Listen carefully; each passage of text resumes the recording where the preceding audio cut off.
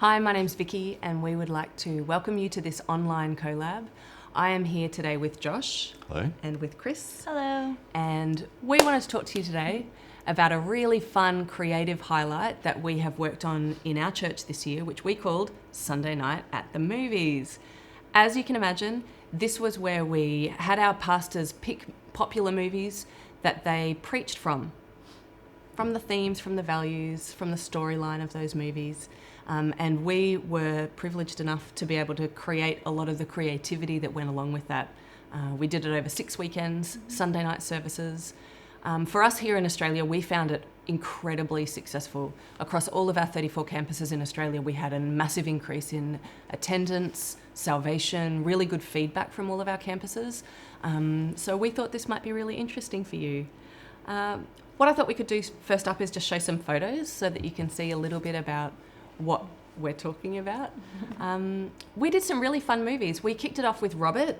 You produced Robert Ferguson's first weekend. Robert actually sort of started at the birth of cinema, so back at Zoopraxiscopes and all that sort of stuff, and then took us through the birth of cinema and how story is integral to that, and then also talked about all the key characters you see. Yeah, right. So of course then Darth Vader walked out on stage and all of that sort of stuff. It was pretty fun. That's awesome. And we did Titanic with our youth pastors, Peter and Laura Toggs. They're so fun. That was absolutely hilarious. I think you can see in the pictures there. Amongst all of them, we also did The Greatest Showman, which for us creatives is obviously, I mean, look at that. Wow. Wow. A bit of a spectacle. It was quite a spectacle. The Greatest Showman was great. It was great, and I worked with Cass and Robert specifically, but so for Cass's For the Greatest Showman, I kind of felt the pressure because I love that movie, and I feel like we owed the movie a really great version. Yeah. Like apart from I wanted to serve Cass's message, of course, but I was like, well, if we're going to do it, we're going to go big or go home. So we made a tent that lifted into the air, and some stuff was cheap and cheerful and quick, and other stuff was hours and hours and hours of making it. But the team did a brilliant job, did 4 big songs. So we used, ironically, a little bit less movie clips, so we kept them really tight, but really tried to just chase creative excellence in that one, and people loved it. What was the general structure of one of the services? Well, across the board, they all ended up the same. I think each speaker approached it differently. Each speaker had a producer or director they worked with, but in terms of the approximately 40 minutes, there was about 18 minutes of actual spoken content, about 9 minutes of movie clips, and about 9 minutes of creativity, and then probably about 5 minutes at the end for the salvation appeal. So you can see there out of 40 minutes, really only half of it was speaking. Yep. And so therefore our speakers really needed to bring a singular thought that was unpacked. And they also, and to their credit, they did this brilliantly, they allowed the creativity to do some of the speaking for them to their message, as opposed to a fairly dry message with a couple of clips. Yep. You know what I mean? We sort of tried to go to the other end of the spectrum.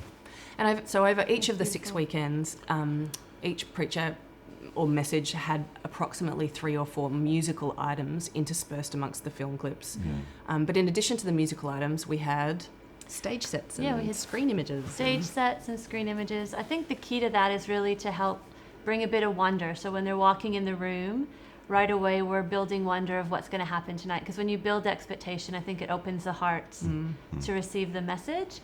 So we used our screens. We used a lot of what we had. And I think a key thing that the guys did great is not trying to recreate the whole movie set, but like what was iconic to that movie that right away when you walk in the room, I feel like I'm in the jungle in Jumanji, or the circus tent was this element that right away transported us to this world of The Greatest Showman without trying to do everything. Yeah, because we actually worked with fairly limited budgets, and we had to, I mean, I think you're going to touch on this later, but we translated it across 34 locations as well. So what we did live at Hills, people watched via a link, and we had to have ways of it not just being passive in those locations as well. Yeah. Maybe, Josh, if you could just share a little bit with our online conference about how you worked with the preachers, what sort of process you went through, and Sure. just your perspective of... Yeah, well, we worked on the total experience from the moment you entered the property to the moment the service was finished. And so that looked like red theatre curtains over the front entrance. We've probably got some photos of that to show you. And we really tried to push the creativity to be more than just the movie clips, because I'd seen some examples and it was just basically speaker and clip. And whilst that's fine, it felt like a sermon with a few videos, and we wanted to make this a totally immersive experience. So it needed to be clever and unexpected. People love the movies and they're actually quite familiar with them. So as Kris was saying, all you need to do is provide one iconic little thing and people are there, or you use 30 seconds of the intro music of Mission Impossible and you show, you know, a cassette bursting into flames and I'm there, I know what you're trying to show me. So we actually could trade on that. Some speakers, even within the creative structure, they planned for like quite long 3-minute clips. And I remember we sat down with one speaker and we're like, these 3 or 4 clips are really long. And I think that becomes passive for the crowd. I think you can get the 30 seconds you want. So lots of Cass's clips were 30 to 40 seconds. Yep. Just exactly what you needed. And we also really worked hard on the intro lines and the outro lines of the clips. So it felt like the message was the hero. It'd be easy to make the movie the hero and maybe pursue that, but actually the message was the hero, and it wasn't necessarily the message of the movie as the director originally intended the movie. Absolutely, it was our illustration using the movie, and so all the creativity, all the sets, all the everything served that message, and you ended up with this incredible immersive experience, and it really moved the message forward. So in terms of creating a really immersive experience, we tried to do anything but have normal church. Now Sunday night services in our church are a riot. They're already one of the key highlights in the week, but we used lighting and screens and everything differently. So sometimes the room was really dark because you're at the movies.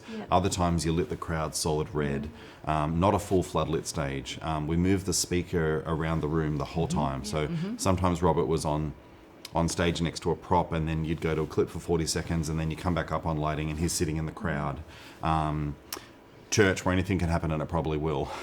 Anything but 4 points and 1 clip per point. And we really tried to push it. And you could totally do that, but we really wanted to approach it more like theatre. So unexpected wows, highly curated lighting, seamless transitions.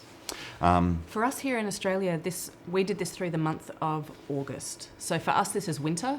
This is school holidays. This is a time when, in general, it's kind of easy to stay at home.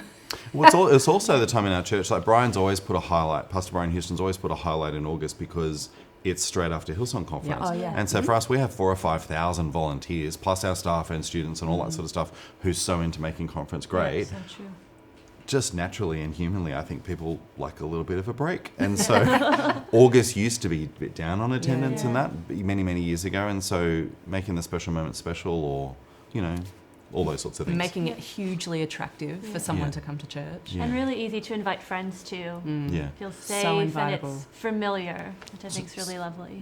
So I guess a couple of specific examples. Robert wanted to talk about Jonah the whale and compare that to Nemo. And he was using cinema and lots of different stories. And so rather than just have Robert stand on stage and speak his 3 points about Jonah, we thought, well, what can we do? And so we started off with him in the crowd, and then he threw to the screens, and a big whale swam through the screens, and we made the audio sound like he went from above the water to under the water, and the lighting went blue, and why wouldn't you? We put bubbles all through the room. Robert Ferguson would not normally ask me to fill the room with bubbles, but he was open to the idea.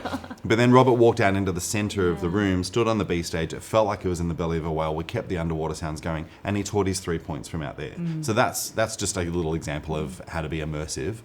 Later on, when he spoke about heroes, we had these big foil life-size balloons falling down like superheroes like Spider-Man and Batman, and then Chewbacca walked out on stage, and so things that were immersive for the crowd at Hills, but also were fairly replicable in 34 other locations. Cass spoke from The Greatest Showman. I'm just using a couple of examples. It's great. Her message, the heart of her message was, let's build up the illusion for the first half of the message that you can have it all, that your life can be the greatest show. And then we dismantled that, teaching that outside of Christ, nothing will ever be enough. So she works really well with props and sets, and we use that a lot for all the speakers. So we had 3 big ladders on stage. We've got a photo of that for you. And on each ladder was a word, either success or acceptance or love, to represent things that we chase after. And that really served her message. You know, she had a lantern that she spun. So things that the speakers could interact with. And it also helped them stick to their script, because they knew they delivered this point, and then they spun the lantern, and then it went to Million Dreams. Then she had 3 minutes to sit there. She had a nice notebook with her notes posted in it. She didn't end up using it, but it was there for her if she needed to refer to it while the song was happening. And just kind of tried to keep that alive. You know? And we had all of our pastors' scripts on a teleprompter because of the nature of what we were trying to create was highly rehearsed and seamless and felt incredibly professional almost, which is not normally what we would do in a Sunday service. But we were just aiming for something different. We thought, let's create something highly invitable. So we did have people's scripts on the teleprompter. We what I also have some pictures of, which might be interesting, is just a couple of examples of your calling script. Yeah. Right. Yeah, this is the thing that injured my hand. Oh yeah. I spent too long on the computer. Yeah. Well, what I try to do when we're imagining creativity is not work out the transitions when you get into the rehearsal room, because I don't feel like that's fair for everyone that's a volunteer and come in. And so if you can sit and imagine it, then there's a few things to solve in the room, but ideally you've imagined it before you get there. So just a column for each section, knowing what goes on screens. IMAG refers to the live camera images that go up. Lighting, what was going down the link. That was new for us this time. We link a lot in our church, and lots of creativity can go down links, but it's one item at sisterhood or something like that. This was a whole service, and we had actually done some feature services a year or two before where it was all linked, and in our other campuses it wasn't all that great. Like, it was okay, but it wasn't very immersive or engaged or anything like that. So this year we were like, okay, what do we need to do? So when I was calling, I had in front of me what I was calling, and there's Hills right in front of me, and I'm sitting at Hills, but I also had a big monitor right there, and I was focused on what was going down the link to make sure that when, it sounds like common sense, but when Cass was referring to the word success, I wanted to make sure that that was going down the link. And our TV team normally do a great job, but just having that producer's eye on it that understands the heartbeat of the message and really, I guess, valuing the actual majority of people who are watching it were in 34 other locations. So, those sorts of things. So just to be super clear, we only did these big special services only at Hills, which is our main central campus in Sydney in Australia. We have 34 other campuses all over Australia who often do local services, often they link for different parts of services from Hills. So as Josh was just saying, this was very new to really attempt high levels of creativity over the link to so many campuses. So in the room, if we just take this step by step, in the room, Kris, we did lots of different, from the foyer, we did lots of different things to create this immersive experience for our congregation at Hills. Yeah, so I think we walked in and you can even smell the popcorn. Like, it's just simple things like that, but you already feel like you're at the movies. Josh talked a little bit about the red carpet when you walked in, having movie characters dressed up in the foyer. So it's, again, immediately you're part of it before it's even started. And then we had really fun playlists. So the music that was playing, it reminisced of the time or the story that we were going to go into. Because we had a different playlist each week, didn't we? Yeah. We had one cinematic, and then we had some that were in the style of the movie. Yeah, and our walk-in screens had red curtains. Like, we didn't try to be... we were quite obvious that it was the movies, and I think you don't need to kind of hide that you're going there, but we tried to bring that into the room. For one of them, for singers, when we did Jumanji. So for that particular message, we wanted to literally create a forest on stage, right? A jungle, for sure. So how are we going to set that in a church news video? Yeah. So some things we actually had to go, it needs to be preset from the beginning of the service. So actually just working with the function of the service, and we aren't a theater, so there's no red curtain to hide behind. So you just actually work with what can be in the room already, and we can actually build intrigue and wonder with it already there, but it's not distracting for worship or not distracting for those things. I think we've worked really hard to find a balance of what can actually exist and create the wonder before. And we make life hard for ourselves because we actually have 2 venues at Hills that run the service live. So we have an epicenter that seats 900 or something like that, whatever it is. And so that service was at, I'm going to say 5, and the main Hill service in the convention center was at 6. So when I was working with Roberts, who had a lot of props and sets, I said to our local team at Hills, I'm like, I'm going to need a wandering tribe of Israel of 30 people. And they looked at me and I'm like, I've got like 30 props. And so they were all used in the epicenter. And then there was this literal wandering tribe of Israel all carrying a prop, wandering across the car park to install it over there. It was really funny. And then there was an aerial crew. It probably took no less than 100 people Yep. Yeah. just to paint the picture. No less than 100 people per So many. week during the service to actually execute what we did. But doesn't have to always be done that way, but that's we aimed high. Yeah, we did. We really did. Yeah.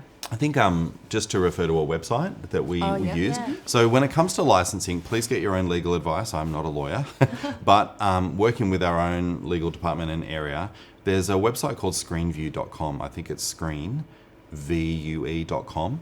And it's a website, I believe, set up to give you movies that you're able to use within a normal church service, not a ticketed event, not a conference. And I think that operated within our normal CCLI or copyright licensing. So therefore, to use the movies that were listed on there, we did not need to pay an extra licensing fee or anything. However, if we'd done that at a ticketed event, we would have had to have approached the copyright owner of those individual movies. So perhaps that's something you could look at if you're looking at doing this in your own church, because you want to do everything properly and legally. Absolutely. Yeah. Talking about working with speakers, Oh, yeah. I think each speaker's different, and some speakers have done lots of working with creativity and some haven't. So when we were working with the speakers, I guess I just wanted to maybe talk about 3 different things that we followed. One would be the message. So what's their objective? What's the big idea? What do you actually want people to walk away with? And that's a great question just to ask someone. What is the one thing you want people to walk away with? Because lots of the creativity developed as the message was developing. It's not like we had 7 weeks of script writing and then 12 weeks of creativity. Lots of it was done in 2 or 3 weeks' time. Then the second part of the process was the creative. And I think all of us as producers and directors and visual artists and all of that sort of stuff were what creative elements can tell this story without it needing to be preaching. What's wow, what's fun, what's unexpected, what's memorable. What can we tie as like a visual emblem to the message so that people remember it. So with Cass, it might have been ladders with signs. With Robert, he spun a acrylic wheel and that was a projection device, or the under the water whale. With Sanger flying in on the rope, like there are visual memories that people have, and if we can tie that to the message, then it means people take the message home with them, not just the creativity. And then the last thing, and we've already talked a little bit about it, but to really focus on flow and pace. And so, Cass in particular did an outstanding job with her message of flowing in and out of the clips. And we both together really laboured over what 3 words could we put here, which then sound like the message has introduced the clip. And her message owns the clip rather than the movie owning her message. Do you know what I mean? And we've already talked about transitions and making sure there's not big black points and all that sort of stuff. But keep people enthralled. Which I felt like that whole 6-7 week process was a masterclass in editing. Yeah. We edited everything. We edited items. No, what's a shorter arrangement? What's our most punchy arrangement of that song? What is the, let's just shave a second off this clip? Or how could we restructure that 4 sentences for this to be able to be said in 1 sentence? This was like, we just edited for 6 weeks. And I remember in Roberts we had one clip where it looked fairly simple and seamless, but I actually had one machine firing the video, and then the soundtrack of the underwater came from underneath from a different audio playback. Then we changed to a loop on screen from a different thing, but this underwater thing continued. Also, it was seamless, but could work with his message. And so really, really heroing the message. We keep saying that, but really, and really designing a beautiful visual experience and using audio a lot too. Like, when Robert spoke about vintage cinema, we had a 1920s track playing underneath him. Anything you could do to put people in the world. We used a lot of audio. So I think we almost never had a pastor preaching without some sort of sound or sound effect or music behind them. We kept it incredibly fast-paced and dynamic for the most part. One thing that was super interesting for us is, as we were saying, we did the whole full live experience at the Hills campus, and we streamed to 34 campuses. Now, in those 34 campuses, they did a number of things to make sure that the people sitting in their campus watching this whole experience on the screen felt linked and engaged with what was happening at Hills, rather than that they were sitting back watching a movie. Do you know what types of things they were doing in their campuses, Kris? Yeah, I think even with the screens, like helping tell the story without the clip. So using a lot of images. I know for Titanic, that's quite an epic movie, and it's very iconic, but it's also rather old. So to help the room get the story, using a lot of images as Peter and Laura were talking, kind of help the pace of it, because when you're sitting and watching, as again we've said, the pace, if the imagery is changing, you're kind of helping tell the story behind them, and it's not needing that explanation. And you did some really cool collage treatments of that to Yeah. bring it a bit more modern. Gifts. Yeah. So just playing with that. Yeah, they used GIFs. They used lots of fun stuff. Just even exploring moving screens. And we played with even, just layering still images and kind of moving them. So you're not having to have a TV editor and someone, because you can just look at that and go, oh, we need so much resource. But we kind of went, how could we do this rather easily? The team, even like a simple thing, but is to light the room in those 34 locations the way the link is lit. Yeah. So if the room across the link is blue, the room you're in is blue as well, and you suddenly, there's no disconnect from the screen to the room. It's just the subtlest little things can help And we had make all you of feel our part of it. we had all our producers and directors document that for Yeah. people, as well as call it, and our comms links were available to all the campuses if they wanted it, so they didn't feel like they were a minute behind. Yeah. It worked really well. And at every single one of the campuses, they had a full foyer experience, whatever it was. We did this on an incredibly tight budget. So we were continually borrowing, making. Recycling. I actually think that drew out more creativity, though. It really Because did. I was watching Yeah. what my friend Chelsea, leads the Newcastle campus, and what they were able What to they pull did together was was incredible. actually Yeah, it was unbelievable. incredible. And it's almost like, I hesitate to say it because I do like having a bit of budget to work with, but it's almost like having no budget forced the creativity to be Yeah. absolutely It really did. beyond what we could do. Yeah. It was cool. So for us here in Australia, this was an absolutely incredible creative highlight for 2019 that we felt really served the church. We saw great fruit from it across all of our campuses in Australia, and we hope that somehow you found this interesting or useful, or you could apply parts of this to your location wherever you find yourself. So I hope you've enjoyed your online conference. I hope you've enjoyed this collab.